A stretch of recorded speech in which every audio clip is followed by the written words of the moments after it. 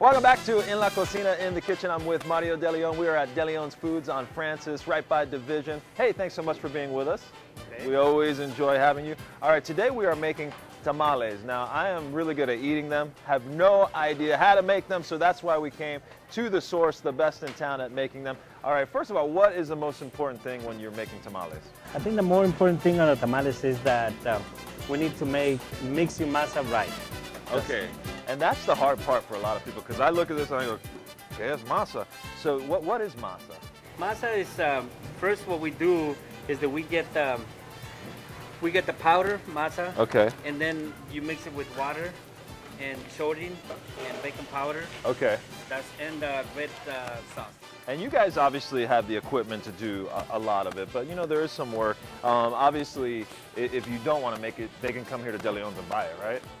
Yes, what they can do is they can just come up here and they can buy a masa already prepared, so you don't have to worry about it, you know, how to make it yourself. Okay, so you can make it easy, or you can come to the store and they've got these masa kits basically, and they've got the directions on them and everything. So they're right here in the store if you want to take on that challenge, and there's actually directions. So one of these days, Mario, I'm going to make my own masa and I'm going to make you taste it, and you better say it's good.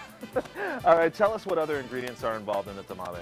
Well, the other ingredients in the tamales is that we have to mix you a meat. Either you can make chicken, beef, pork, vegetarian, whatever you can mix.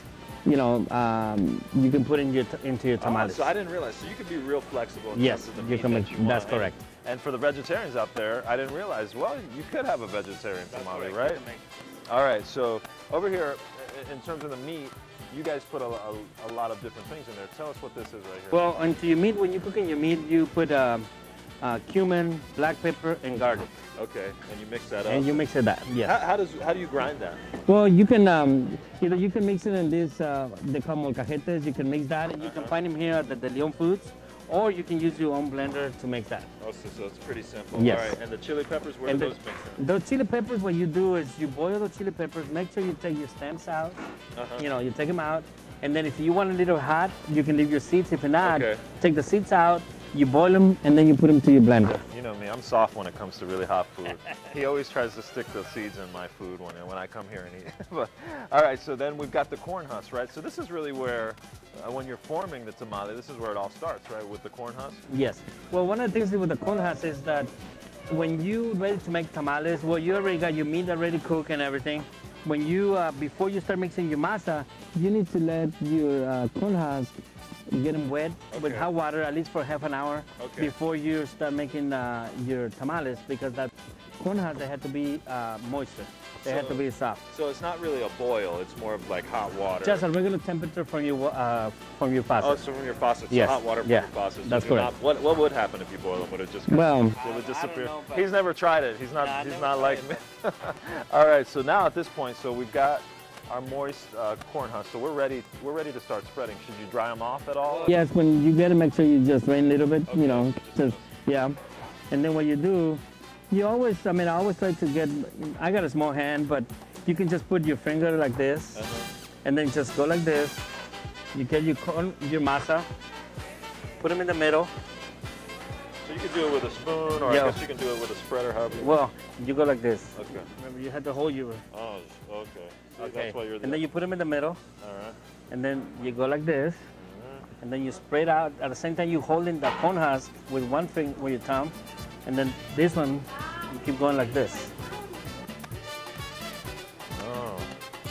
This is like Tamale 101. And I don't know if I'm passing the class. Well, this is after you get used to it. So once you get the hang of it, I'm not too bad. This is like...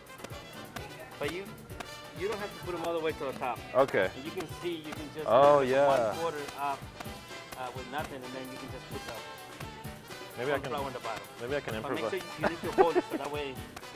So I got to do it with my... Oh, I see. Oh, yeah, I got you now. So at this point, we're ready to roll. And then what you do, you grab your meat. Okay. You know, it's your choice how much meat you want to put in your tamales. And then you go like this. And then you fold it in the middle first. And then you go 1, 2. All right, let me give that a shot. Okay. They're so nice. All right.